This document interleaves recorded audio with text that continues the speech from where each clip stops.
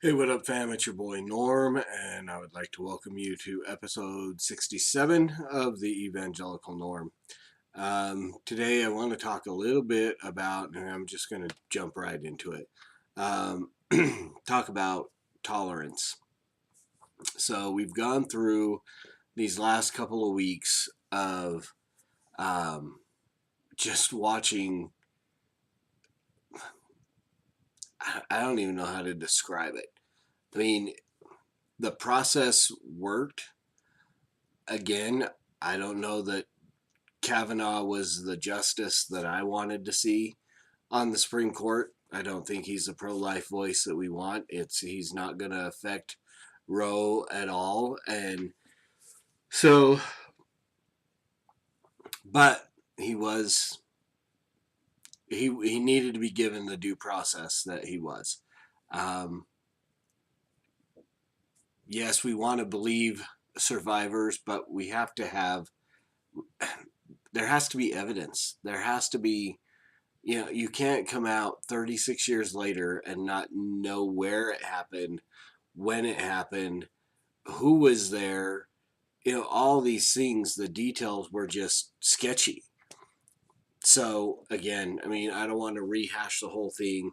Um, True justice will happen uh, when we're all on the other side. When Jesus comes back, justice will be served, one way or the other. Um, Whether the accusations were false and there will be justice in that direction, or if they were true and just by some stretch of reality he managed to get beyond that. Okay, justice will be served in that essence. But the again, trying to find the word to describe it sufficiently, because I don't think any word describes the polarization um, to such an extreme that there is in our country, um, between Republicans, Democrats, liberals, conservatives. I consider myself to be very conservative, but a lot of the people that are claiming to be conservative along with me are not.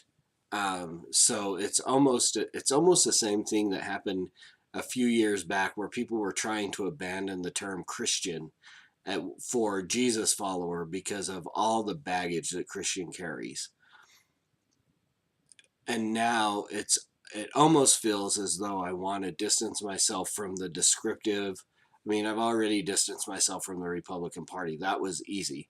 Once they picked a man who wrote books bragging about his exploits and his adultery and things like that, and being completely unrepentant of it, uh, I left the Republican Party. I became independent, and so that was easy. Conservatism is a different thing, and as much as I really want to distance myself from that term right now because of the baggage that it carries, part of being conservative is conserving what conservatism is. Um, I don't. I wish I knew a way that a guy in North Ogden, Utah, with 25 subscribers, 26 subscribers to his YouTube page, 678 followers on Twitter, um, could influence things a little more. And as time moves on, I will. Whether that means going into politics, whether that means, um, I don't know, finding a larger platform, a larger voice. But conserving conservatism has to happen.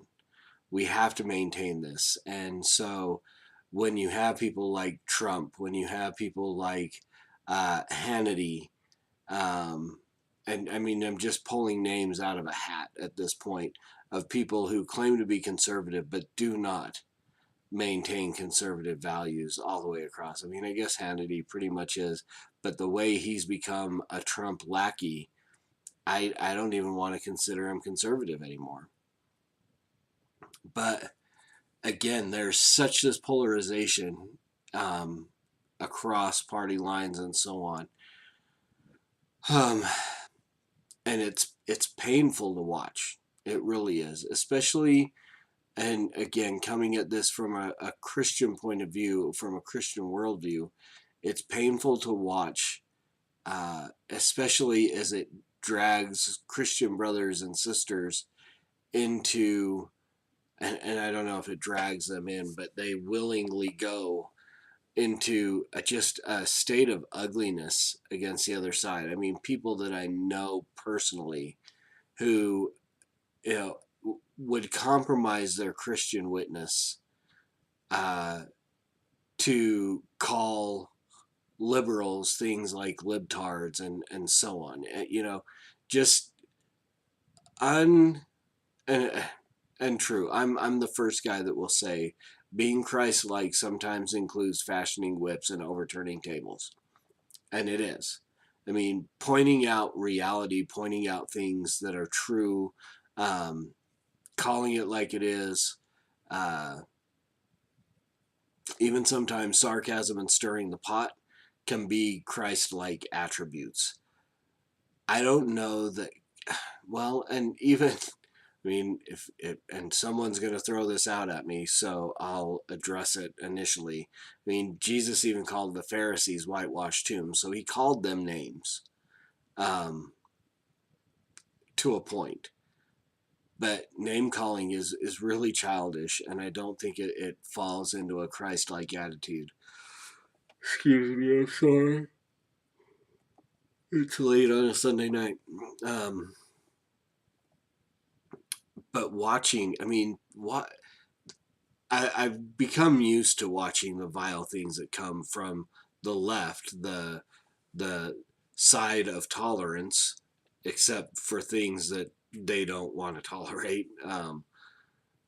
But to watch people who claim to be Christians uh, make statements that are appalling, you know, looking at people who claim to be Christians who tell people you should kill yourselves. It's too bad your parents, and it's going to feed into the video I'm going to play here in a second and so on. Um, and maybe I'll just jump into that because there's one comment, and I'm not going to show it. I'm not going to out the person who said it. I don't even know who they are. I just caught it in the comments, but there are times that comments coming from those who claim to be Christian are just horrifying. I'm sure all of you have seen it by now. Uh, and again, this is the side of tolerance that we see this action on, and this pro-choice kid who kicked the roundhouse kicked the pro-life girl, claiming to be aiming for her phone, which he probably was. Uh, Jeff Durbin has a great thread on Twitter, I believe, or YouTube or Facebook, one of those, where he lays out the reasons why the guy missed the phone. And if you don't know, Jeff is a very, I don't know, black belt, whatever. I mean, I don't know the levels of skill and so on, but he's a very skilled martial artist. Very, very, very skilled martial artist. You know, can probably like snap you in two with a sideways glance. You know, Chuck Norris has nightmares about Jeff Durbin. Maybe not, but it's fun to say. I'm jumping on the Jeff Durbin is greater than Chuck Norris train. Um, so, but I've completely sidetracked. Uh, so Jeff Durbin has a funny video about this kid and why he missed and so on, and pointing out his lack of technique, and then of course pointing out the obvious, that a man never strikes a woman whether you're trying to kick her phone. And here's one of the things that is so boggling. What makes you think it's okay to kick her phone? Destruction of private property, which you'd already done. I mean, the kid had already gone and destroyed some of her signs and so on. So I want to watch this video, and then I want to talk about it, and then I want to talk about how I failed in my response to this, and how so many Christians are ruining their witness over this. But I just want to, if you haven't seen the video, if you've been under a rock somewhere, I want you to go ahead and see it. So we're going to play this real quick, and then we'll move on from there.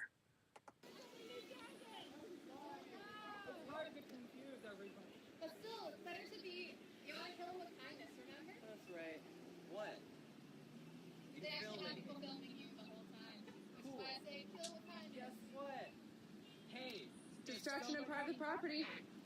It's against the law. So again, he's already destroyed public property. What makes you think this is okay?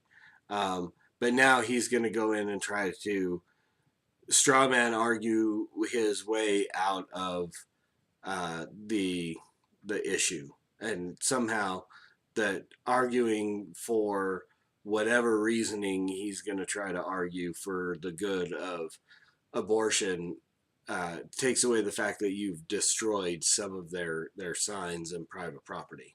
Somebody and they're like, I'm a 16-year-old and I can't have this baby. Think you should keep it? It's a baby. Yeah. If someone was raped and she gave birth and she decided to kill her 3-year-old child. So here we go. I mean, just the way that he like sets up for this is just mind-boggling to me. I mean, calculating out, and obviously not very well, trying to calculate out his outright assault on this young lady. The defender of women's rights is right now preparing to physically assault a woman. Now, he said, I'm just trying to kick her phone. Still falls in the category of assault, dude.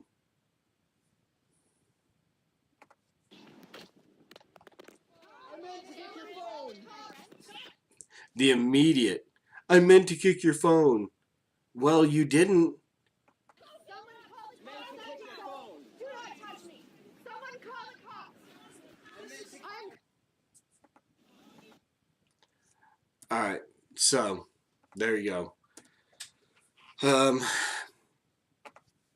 So my immediate reaction was, we went through and someone had posted it and basically say, we're trying to figure out who this guy is. They wanted to help identify him, and I was down with that. So I shared the Twitter post. I even shared something on Facebook to get the picture of this kid out there. Oh, excuse me again, I'm sorry. To get this picture out there so they could identify who he was. So they did. They found out who he was. Apparently, he was fired from his job. Going to have charges pressed against him, obviously, by this young lady. So all that was done, and then I started finding the links with his name and so on. And so I took the video, added his name, and I posted it on Facebook, and I've yet to remove it. And it's one of those things where it's like it's been days and it's been almost forgotten about. But I have not yet removed it, and I will go back and remove it. But I was like, here's this guy. His name is Jordan Hunt. Let's make him famous. And, you know, and it was just I don't even want to say it was a knee-jerk reaction, because it was definitely thought over as I thought about it, and it was just an angry reaction. It was an out of anger reaction, and I don't think it was out of a righteous anger reaction. The initial sharing, the initial anger of just wanting him to be identified so that justice could be served, I think that's a righteous anger reaction. But posting it after the fact with his name, with just the intention of publicly shaming him, which, I mean, with my limited sphere was not much, but it had already been done, and I just joined the bandwagon of, let's shame the heck out of this dude. Um, and that I don't think is a Christian response, an appropriate Christian response. And whether or not I mean, I don't know if his Twitter feed is still active or anything like that to be able to ask for forgiveness for that. But the point being in here, one of the videos that I saw where he was there, and I'm going through the comments. And again, I'm used to seeing vile comments from the left because it's to be expected. But to see the horrid, horrible, pick an adjective, um, things that conservative Christians have posted on this kid's Twitter feed, on this guy's, on the YouTube page that initially shared the video, and all these different things, to see how ugly Christians are being is mind-boggling. And one comment in particular that caused me to step back and really think about this was the Christian woman who posted on this guy's, on the video or the link or whatever, that it's too bad your mom didn't have an abortion. And it struck me, this again, I went through this lady's profile, and I'm not going to out her like I did him, compound one sin with another, but to even see someone who claims to be, one, as I went through her page, she was supposedly very pro-life. Two, she was Christian. Had actually, one of the first posts I saw was she's quoting Spurgeon, conservative, everything. She's on our side. And I was absolutely disgusted by that specific comment because, again, we are I'm not going to say the party because it's not about party at this point. We are the side of life and the side of truth and the side of second chances, I guess, repentance, understanding that the Holy Spirit convicts of sin and can change a person, even this guy. But yet we suddenly become the Westboro Baptist Church anytime it's something like this. I mean, this is a horrible, horrible thing. This was a cowardly act that this punk kid did, and it's not right. Oh, and then the other thing that I saw, and this is where I ended up, I'm glad I kind of went there because I remembered another thing. Actually, this video was posted by a group called Don't Trust the Media. So, of course, it's this right-wing conservative group that is saying you shouldn't trust the media because, of course, fake news and everything else. And they said in the description, and it's very easy to find out everything, well, not everything they said was wrong, but they basically said that their clickbait was pro-choice guy roundhouse kicks pregnant mother in the stomach. So here's the thing, Christians, and I don't know if this Don't Trust the Media is a Christian organization or not, but if you're going to state and fake your name, Don't Trust the Media, don't falsify facts. And Christians do this a lot. I've seen it and I've noticed it, that the Christians will exaggerate things to make it worse. If a guy stole a car, yeah, just as an example, they will say, oh, he armed robbery, stole a car with 3 babies in the back seat and drove them off an embankment into a river. Well, knowing that none of that stuff happened, dude just walked up and yanked someone out of their car and took off with it. But the stories get, I've seen it happen with Christians. Famously, Christians love to use the Darwin. It's like the Darwin's deathbed conversion. which we have no evidence that it ever happened. But Christians like to take and use things that they can say, if we can find an atheist, or we can convince people that Darwin converted, well, obviously they should convert too. If this guy likes this, and it's the associative property, if this guy likes this and that likes Jesus, then you should like Jesus, or essentially that kind of thing. But we think if we can take, and I mean, we don't exaggerate, we don't lie about anything. The facts in this case are enough to understand that this was a horrible, vile act. But to change it into something that is so much far worse when it's false, it's not Christian, it's not conservative. You're the and don't trust the media Facebook page. You're the reason. You are actually embodying the reason why people don't trust the media. You literally took a story on your page that says don't trust the media, and you fabricated bits and pieces of it to make it seem so much worse. This is not how we can be on the right. This is not how we can be as Christians. This is not how we can be, period. We don't do, if we're going to fight against it, we don't, I mean, whether someone's going to say it's fighting fire with fire, that's ridiculous. It's fighting fire with gasoline is what you're literally trying to do.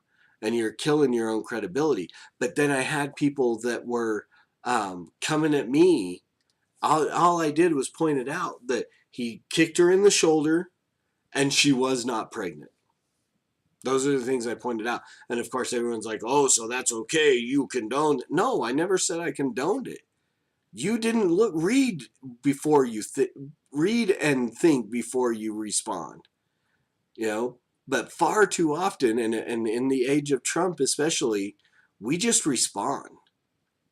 People just respond rather than thinking it over and trying to figure out, the whole acronym, which I don't always buy into, but is it true?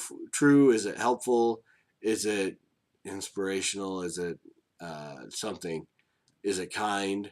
I don't remember what the N stands for. And I don't think those things always have to be, but I mean, it's not a bad standard to try to look at. Otherwise you're no different than this dude. You're really not. And to make a statement like, too bad your mom didn't have an abortion, is just vile in my eyes. And so again, I'm going to come back to the same thing that I was saying last week. Christian, if you are willing to make statements like that, if you claim to be Christian and you are willing to tell someone else who is an image bearer of God, it's too bad that their mom didn't have an abortion, so we don't have to have this interchange, so you couldn't have done. That's vile. And if you're willing to make a statement like that, you need to check your witness. You need to check your faith. You need to really look and examine yourself to see if you've ever truly repented and put your trust in Christ, because that's not the attitude of a repentant person. And even my own action of just adding his name to the link that I'd already shared and just making the statement, let's make this guy famous. I just wanted to shame him. I just angrily wanted some kind of revenge that I don't even deserve, because I don't know the girl.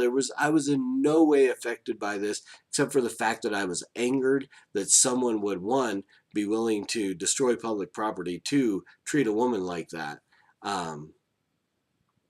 And three, just that the mindset that is out there is that it's okay to do these things. All the protests that we're seeing about Kavanaugh, people blocking the streets, people accosting people in elevators, people forcing senators and their wives to leave the restaurants where they're eating. This is wrong. All of this. Protests are okay, but it is going way too far. It has gone way too far, and the majority of it is on the left, but there's some of it on the right too. And as someone who is on the right, I want to clean up my own house. I can't deal with those people. I can deal with those people after my house is cleaned up. After the people who claim to wear my jersey, claim to be on my team, who are actively scoring in the other goal.